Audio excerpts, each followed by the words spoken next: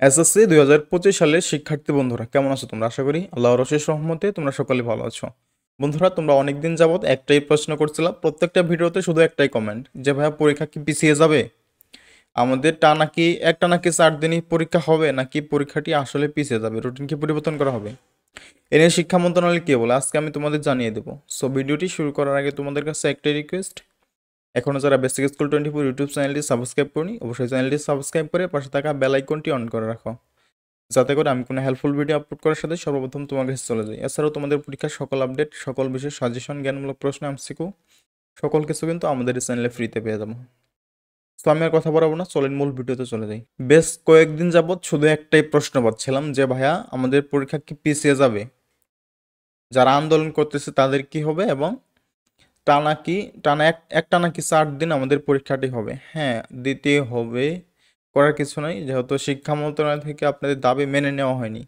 Already কিন্তু এই দাবিটা শিক্ষা মন্ত্রণালয়ের কাছে পৌঁছেছে, কিন্তু এ নিয়ে কিন্তু শিক্ষা মন্ত্রণালয় কোনো ব্যবস্থা নেয়নি। শিক্ষা মন্ত্রণালয় থেকে বলা হয়েছে পরীক্ষা যথাসময়ে অনুষ্ঠিত হবে 10 এপ্রিল। আর হয়তোবা এখন আর পরিবর্তন হবে না, কারণ সময় নেই, অল্প সময় আছে।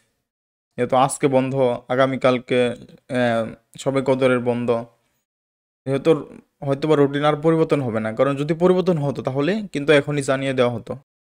শিক্ষা মন্ত্রণালয় থেকে বারবার বলা হচ্ছে শুধুমাত্র যে কি, শুধু একটাই কথা বলে যে শিক্ষা মন্ত্রণালয়ের যে কর্মকর্তারা আছে শুধু একটাই কথা বলে যে পরীক্ষার্থীদের প্রতি আমাদের রিকোয়েস্ট, তারা যেন ভালোভাবে পড়ে, পরীক্ষা কিন্তু যথাসময়ে অনুষ্ঠিত হবে।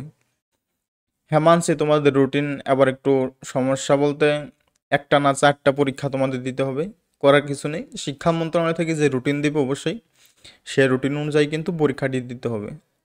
তো তোমরা এগুলো বাদ দাও, তোমার বড় ভাই হিসেবে তোমাদের কাছে একটি রিকোয়েস্ট, তোমরা একটু ভালো করে পড়ো, অবশ্যই তোমরা ভালোভাবে রেজাল্ট করতে পারবো।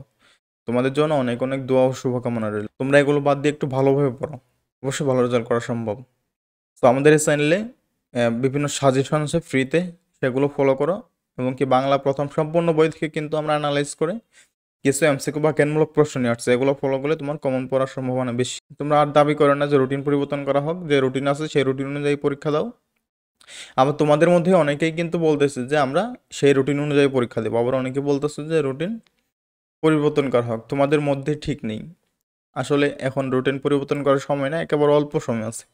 এই সময় তোমাদের শিক্ষা মন্ত্রণালয় থেকে কিন্তু তোমাদের পরীক্ষার সকল কিছু গ্রহণ করা শেষ, সকল যে কাজগুলো আছে সব কিছু করা শেষ, এখন শুধু পরীক্ষা হবে 10 এপ্রিল ইনশাল্লাহ। সো কথা একটাই, তোমরা ভালোভাবে পড়ো, ভালো রেজাল্ট করতে পারবে ইনশাল্লাহ। তোমাদের জন্য অনেক অনেক দোয়া ও শুভকামনা রইল।